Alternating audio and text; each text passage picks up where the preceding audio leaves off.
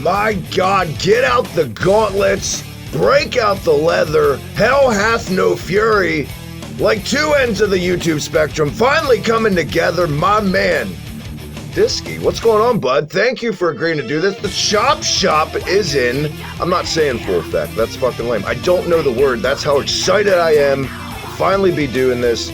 Our look at one of our passions, one of our favorite things in the world. Good, kick-ass, metal, whatever kind of music. And we're here. We're ready to do this. What's going on, man? Again, thank you. What's happening? Oh, you don't have to thank me, man. Thank you, because I am excited. I'm just as excited as you, because I get to finally talk about something I absolutely love, and that is all things fucking metal. And, you know, we've been talking about this for months now. Months, and just life has come in the way, but now it's finally let us do it, and here we are today. And I think we got a pretty good topic to start with, honestly. I think we got a pretty good topic. I don't know about you. What do you think of today's topic? Well, you know, since it is, quote, the genesis of this, whatever this show is, this could also be considered the genesis of a certain genre of metal. Before we get to that, I do want to go off topic real quick. This kind of just totally fucking steamrolled. You're saying how, you know, we would just kind of shoot the shit here and there. We've always been, you know, kind of friendly acquaintances, but not really, you know, collabed on anything ever. And just send some friendly DMs one day. It's the power of fucking metal. What did it do? It opened up the floodgates. 100%. You know what? I'm glad you brought that up, because there really is it. Because I feel like metalheads in general just have the connection with each other where, you know, you see a dude wearing a death, let's just say, stay on top, wearing a death shirt, and then you walk down, you see another dude wearing a Skeleton Witch shirt, and you're just like, yo, nice shirt, and then next thing you know, you guys are talking for like 15 minutes, and it's just, time just flies by, and you just meet someone new right then and there. It's just so easy to, like, you know, come together and like be like that's what I love so much about the metal community. We all just find the way to come together and persevere, no matter what the bullshit in the real world says, no matter who's fucking president or who's saying what shit. Like, we as metalheads always rise above that shit, and we always stay together. And I think, like, so many people really need to look to our, like, community. And I hate to go on a complete rant about this, but our community is probably the best community in all of music, in all of fandom. The heavy metal community is the best community ever, because we actually respect the hobby, and we respect the music that all these artists bring to us. And, you know, whether you're a deathcore fan or a death metal fan or a hair metal fan or like a cyber metal fan, whatever you listen to, it just doesn't matter, because at the end of the day, we're all there just for the music. We're all there just to have a good time and enjoy it. And you can listen to metal just about friggin' anywhere, and it goes good with it. Like the other day, I was just listening to some. I don't know about you. I've been really addicted to this new Slipknot album that they released over the summer. I saw them live at PNC Theater, like in Jersey, back in August.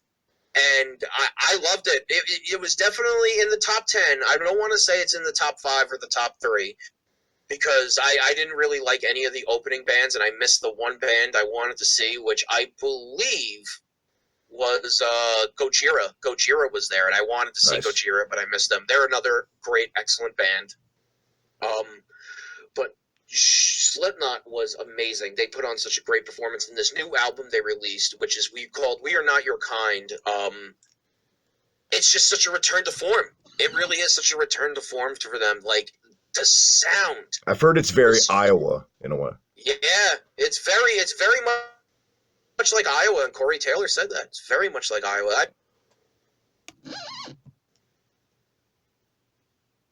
Yeah, I haven't really checked it out. You haven't really checked it out. I haven't gotten around to it. I need to, though. The way you talk, I've heard people say it was pretty good, but you're kind of building it up there. Well, I'm a big Slipknot fan. They were one of the first bands I ever listened to. I'm not gonna lie. You know, when I was in my young, like when I was like 9, 10 years old, I think, when their first album came out, and my brother like showed me Wait and Bleed as a kid, and as soon as I heard that, I was like, yeah, I love this music.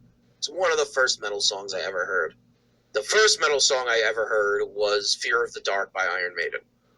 I think the first metal song I ever heard was probably Blackened, because My sister growing up had a maroon Camaro, and she would just always blast this music I'd never heard before, but I vividly remember it for the most part. And it was like, it was just opening Pandora's box in a way. It just, and that's another thing, real quick, going back to the metal community thing. I feel like we get the short end of the stick sometimes. People just assume and we'll get to that later when we talk about Chuck Schuldner, the person, but people just assume, people that are really into metal and stuff, they're Neanderthals or blah, blah, blah. That's so untrue, because I think one of the best parts about metal in general, whatever kind of genre you're into, doesn't matter. There's so much history behind it at this point, and evolution, and just amazing players just at their craft, just so many conversation sparkers just from metal, just like the show.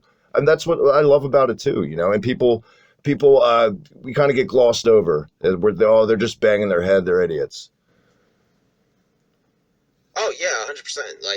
And everyone listens to this EDM shit, and they have to take drugs to actually enjoy the music. You don't have to take drugs to enjoy heavy metal. You can. It certainly doesn't make the experience worse, in my opinion. But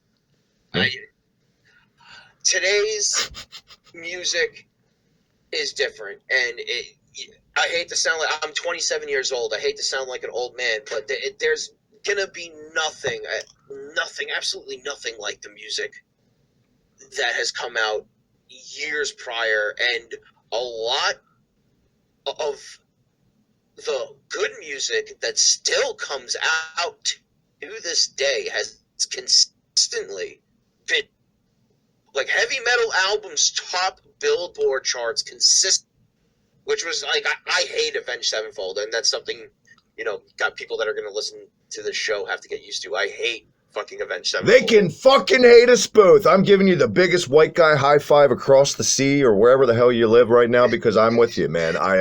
It hasn't been the same since 03. 03, completely different band. I didn't hate Avenged Sevenfold. When Sinister Gates and the Reverend did that side project, though, I forget the name of it. They did a little side project between the two of them, and it was excellent. It was an excellent little album. And then unfortunately, the Reverend passed away. I think the year after he passed away, unfortunately. And I as much as I don't like the band, it is pretty sad to see that happen. That's someone that's their bandmate, that's their friend. And he was actually a very talented drummer. I agree. I think Avenged Sevenfold has really, really instrumentalists as terms of drummers, guitarists, bassists. They have a really good band. The songs to me are just they're not what I want in a metal song. To me, it's like new hair metal. Yeah, I don't know if you agree with that. I do. And you know what? For those, I don't know how you feel about Five Finger Death Punch, but I feel like people checking this show out for the first time, what we're talking about, this probably isn't the show for you, because I'm with you the same aspect of Five Finger Death Punch. I can't stand them. Oh my God. Can I tell you stories? Yes. All right. So I saw them live once because they were on the card for the headlining card was this. It was Amon Amarth, Mastodon, then Five Finger Death Punch, then how? Rob Zombie. Ugh. Rob Zombie. Okay. And I had friends with me that were listening to Five Finger Death Punch, and they liked them. They liked Five Finger Death Punch, and they put on a pretty good show. I'm not gonna lie. As a stage show, it was a pretty good stage show. They were very energetic. They were engaging with the crowd. They got the crowd hyped up, But their songs are just so stupid. They have some songs that have some really good instrumentals, but it's just once again it's like this campy, hokey, hard rock metal. It's Nickelback metal. That how people sometimes say Nickelback is metal? That's what Five Finger Death Punch is. I agree, and there's a sense of my friend. There's a sense of complacentness behind their music to me. It's like, well, it's good enough. It's getting us. That's the polar opposite of our topic today, Disky. Is Chuck Schuldner, some guy that never fucking settled for anything he ever really put out, ever. He was one of the biggest perfectionists I can think of in the history of metal.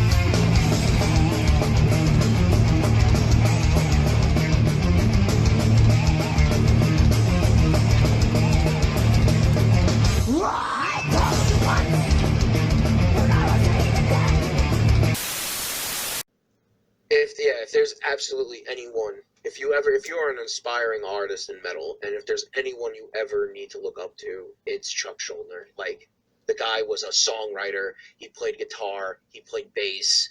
He helped commission a lot of the art for all of their albums. This guy is probably one of the most hidden trendsetters in music history.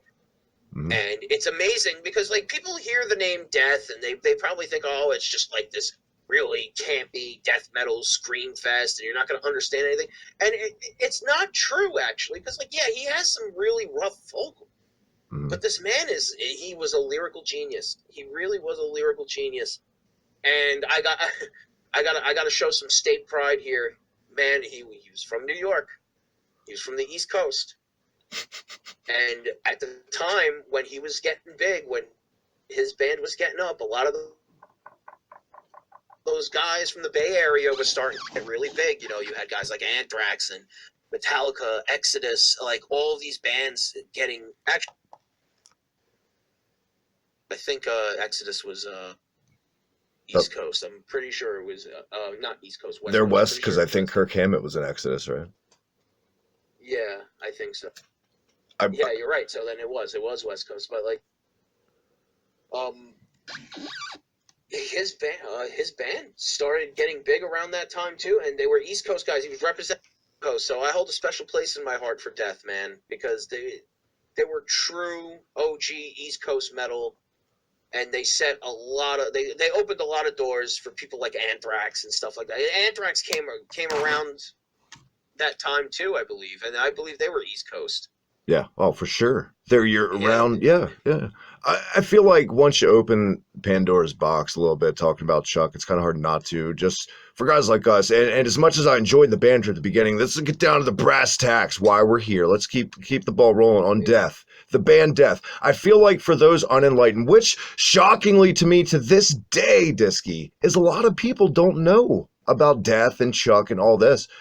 I think you're really doing yourself a disfavor if you don't at least take a peek and check it out. And really, this is, to me, just as influential as Sabbath in a way, as just progression and evolution of the sound of of metal, Yeah,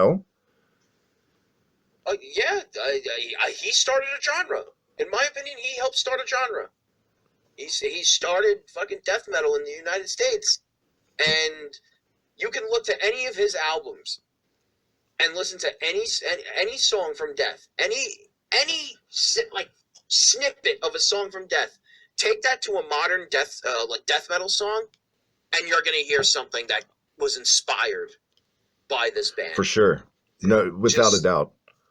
An absolute legacy from 1983 all the way to 2000.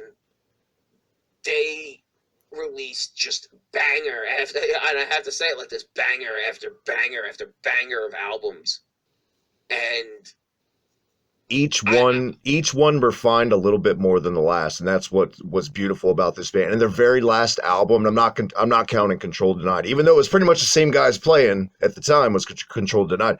Their last album to me might be their very fucking best, to be honest, technically, and just the sound mixing was incredible on Perseverance. Blah, blah, blah. Yeah, that's probably my favorite album by them, honestly. I love The Philosopher, The Flesh and the Power It Holds. It's such great songs, man. I always rock out to those songs anytime they come up in my Spotify or something like that when I'm driving. Those are just two well put together songs, and I'm really into that like technical style, like not to a point where I like prog metal. That's another thing. I don't really too much care for prog metal, Right. but Death helped, birth that type of metal too, in my opinion, because there's a lot of guys in prog metal, like Dream Theater's guys. I believe because I read a Revolver article like years ago. I don't remember the last time I bought a Revolver. But they even said themselves they took a lot of inspiration from Death and Chuck Schuldner and the way he wrote music and the way he played music. I just find it really hard to believe, man. I find it really hard to believe and really fucking insane that so many people don't know this band. And it's one of the simplest names in metal. Right. Yeah. It's funny, too, because I've seen interviews with Chuck and they talk about the name and stuff, and kind of I jokingly sent out a tweet before we started recording this tonight about how his love for cats, and he was in interviews and not seeing Chuck Schuldner on stage, a completely different person. It's amazing who he transformed into, in a way, you know what I mean? And just to think underneath this kind of, let's say, weirdish cat loving man he kind of seems like all peace and love in real life, but when you really see him on stage, it's like the whole other person. It's incredible. And I think it goes back to Chuck never really gave a fuck, like you were saying. I've never really seen anyone hold and play in this form of music their guitar to this day really like Chuck did. He had his own style of how he even stood when he played. He held it very high. You know what I mean? He didn't care about fashion. Even in like 2000, he was still tucking in the shirt to his bright faded denims. He didn't give a fuck. He just loved the music. That's why he did it. Didn't give a fuck about money, and just, Jesus Christ, it should be mandatory, in my opinion, for anyone trying to learn to play music or just looking it up to learn about this band and Chuck. They started in '83, true. They had a couple different names. Their first official, like, full album was like, what, 87, though? It was much later, right? 88, Leprosy, 88. No, their first one was Scream Bloody Gore. It was. Oh, yeah, you're right. It is. I'm looking at it. But to say album, yeah. it was like 4 years worth of just writing shit while touring and just playing, like, it was what it was. It was definitely the most raw, obviously, but like I said, to see that progression to the last album, such a totally more refined band by the end.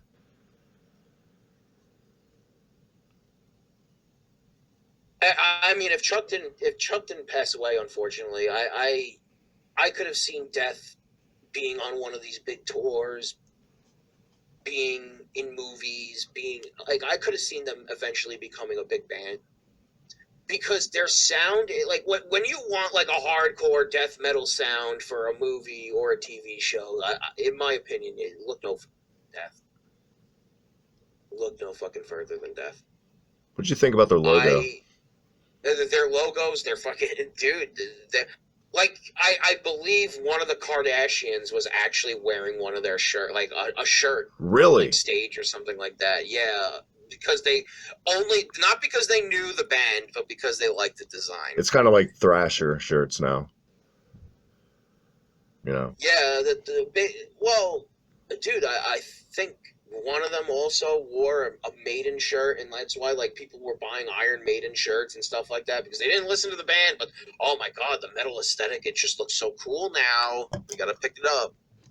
Yeah. Oh, I was an angry boy. I think I was like I think I was like 19 when that shit really started, when like all like the hipsters started wearing all the metal clothes and stuff like that, and then you would ask them what their favorite songs are, and they don't know anything. Well, to me, and that's what we were talking about earlier, that's what totally killed Avenged Sevenfold for me, because I discovered those guys and they're nobody's on tour. I think I saw them at Warped Tour. It was the first time I saw them back in like 02, 03. Just all it took was one fucking celebrity, and boom, there you go. At least that didn't happen with Death. People still don't know who the fuck they are. And you know what? I'm kind of glad people really haven't discovered Death too, in a way, in a selfish way. Does that make sense? Like, I don't want I don't want any more Kardashians wearing Chuck shirts. Like, I'm good. I mean, I'm a person who would like music to be spread everywhere. That's just me personally. Like, I don't really care if hipsters, wear the shirts. Well, if they're listening to it and they appreciate, if they fucking appreciate it and they, they what they're wearing, that's totally different. If they're seeking it out to discover it, not because that's the cool logo, then different ballparks. Go ahead. I mean, I think Chuck would think that way too. Personally, I think Chuck Schuldner would definitely think that way because he was one of those people, like that wanted his music brought to everyone. He is a pioneer. In this genre. He really is. One of the craziest things about Chuck too to me is that by the end of it, we're talking about Control Denied. For those who don't know, it's his side band, or not his side. It just, I don't know if Death was going to come back, as he passed away, obviously around, What he said in interviews, like the vocals on that, obviously for the most part, weren't him at all. It was a completely different guy. It was Tom. God damn it! I knew I was going to do that eventually. Tom something. I'm sorry for offending any fans of that guy. Die Hard. He wanted it because it was more of a power metal vocal on that album, right? With amazing Chuck riffs as the music, and it totally works. And I recommend that album too. Check out Control Denied. But Chuck said in interviews he always wanted to actually be able to sing like that, but he couldn't. So he loved this album maybe more than anything he ever put out, because this is how he always wanted to sing, because he felt like it would reach and appeal to a wider audience. But all he could really do as a vocalist was that, that's it. Yeah. Crazy. Oh, I would have loved to see. I would have loved to have seen Chuck write a power metal album. I think I think they would have been really cool. Chuck with I actually got some. Good. Oh, go ahead. No, good. I was gonna say I got some fun facts. I actually got some fun facts for the people watching. One of the drummers of Death was Richard Christie, and those are for your Howard Stern fans out there. Richard Christie of Sal and Richard fame was one of their drummers. I don't remember what year he drummed for them. I'm gonna actually look that up right now. How amazing is that, by the way? Yeah, that's insane. He was the drummer from 96 to 2001. So he was there up until the end. He was the Control Denied drummer, and he was on the Perseverance album, the last one. Yeah. There you go. And those fills and shit, amazing drums too. Not credit to all the guys that played. All of them, they're all great.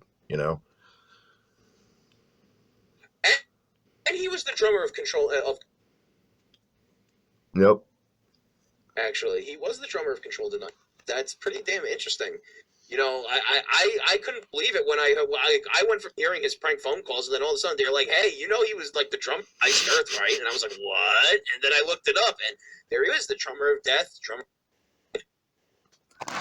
These were some good musicians in this band. I mean, we're putting over Chuck a lot here, but everyone else in the band also held it together very, very well. Death, man, what can we say? Beyond Trailblazers, a lot of people say the Godfathers of death metal. A lot of people argue that point. We haven't really gone down. Quite frankly, that's the most exhausting thing about Death. People don't really appreciate the music. They just get into the debate. Well, it's not really death metal.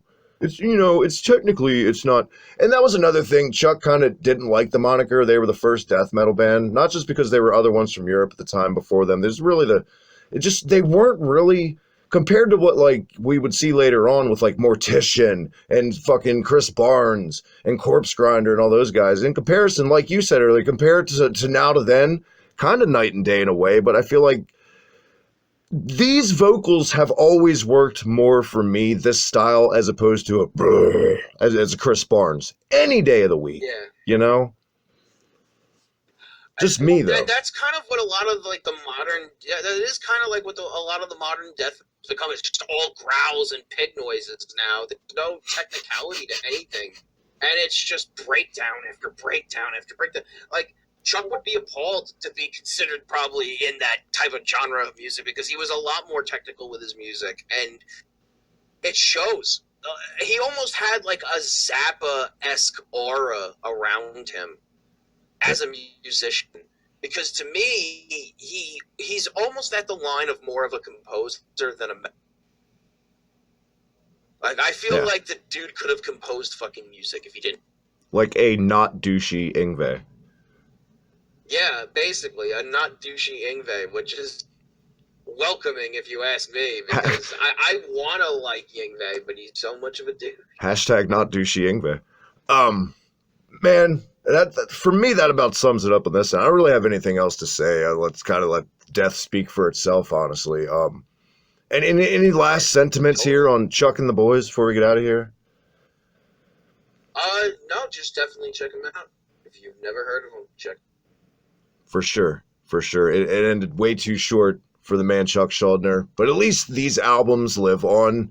Man, hopefully this lives on for a little while. Thank you again, my friend, for doing this, knocking out a banger here, honoring Chuck and death and all that stuff. I'm excited to see where we go next. There's so many things about metal to make fun of, to love, to bang your head to shit on.